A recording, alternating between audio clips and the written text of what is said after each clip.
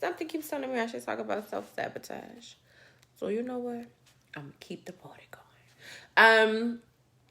And one of the reasons, maybe that's it, one of the reasons that we do not write down our goals and our visions and hold ourselves accountable and dream. One of the reasons that we don't dream is because we are afraid that two things. It's either or. One of the reasons that we don't dream is that we're afraid, one, that it won't happen. And then two, the other one, there is not usually both, not usually. We're afraid that it won't happen, or we're afraid that it will happen. So we won't even allow ourselves to dream. We won't even allow ourselves to hope because we don't want to fail. We don't want to be disappointed. We don't want to hurt. We don't, all of these things. And it's like, that is a form of self-sabotaging our own desires, because most successful people will tell you they fail a lot. Like, sometimes I'll implement a new system and it flops. Sometimes I'll introduce a new campaign and it fizzles. But what I do, I have an ad campaign going right now, and it's moving, and I'm sharing with you because this happens. However, it is something I thought when I put it out the first time it was going to do really well, like the campaign I had before it. And it's moving very slowly, so I have to keep adjusting it and making it more efficient. That's how I look at things that don't work. I don't look at them as a failure. I don't look at them as, it didn't work. I look at it as, okay, how can I make it better? What did I learn? This isn't working, so let me try something that could possibly work. And you keep doing that. That's how you get to success. You keep doing, you keep shifting, you keep adjusting, you keep shaping in order to allow it to work. Like it has to. Like if you stay consistent with something and you're constantly learning how to make it better, then it eventually has to take shape. That's just the law of the universe.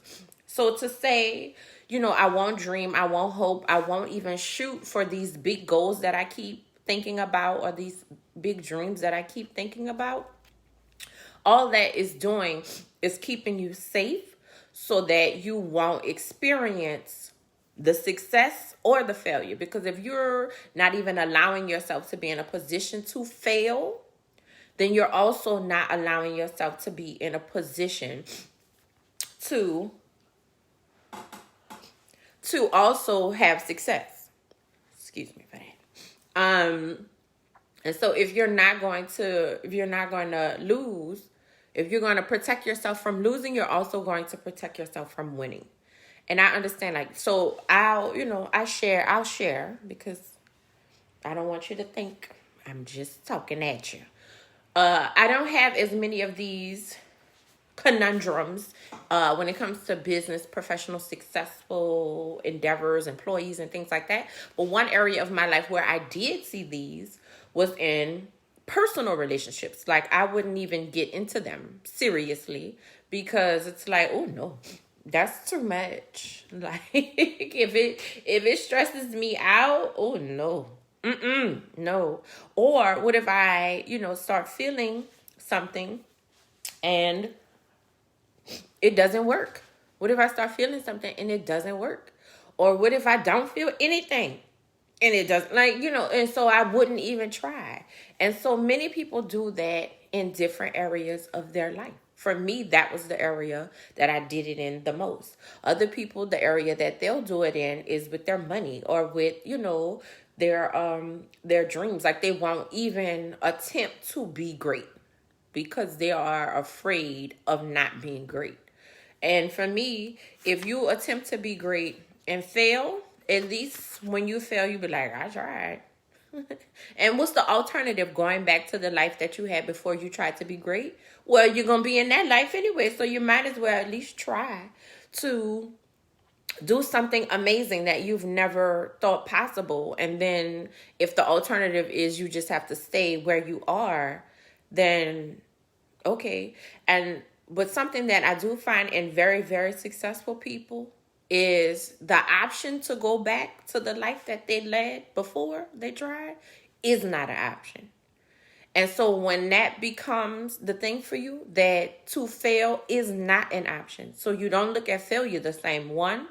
And to go back to the plan B is never an option.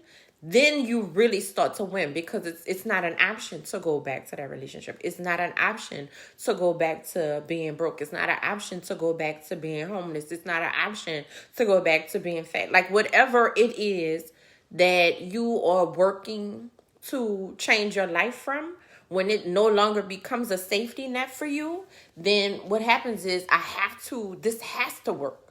So then you put more time, energy, resources, money. You figure out constantly. If something doesn't work, it's not a failure. You figure out how to make it work, and you keep figuring out how to make it work until it works. And it's not an option. It's like it's not an option for this not to work. Like for me and the consulting business and the tax, like I employ so many people with the tax business. Like it has to work. These people eat off of this. And for the consulting business, it is such a huge fire for me. It's what else would I do? Like that's the thing. It's like, what else is there? It's kind of like water. Like, could I not drink water for the rest of my life? Like, that's not even possible. And when something becomes impossible for you to leave, like there is no other option, then what happens is it has to work, like at all costs. Like I'm going to put whatever I have to put into it, because I can't even fathom something else. It's like air. It's like, this is why I'm here. And so that removes a lot of the obstacles. That removes a lot of the self-sabotage out of the way, because it's like, this is like breathing. But I'm going to hold my breath. For how long? That doesn't even make sense.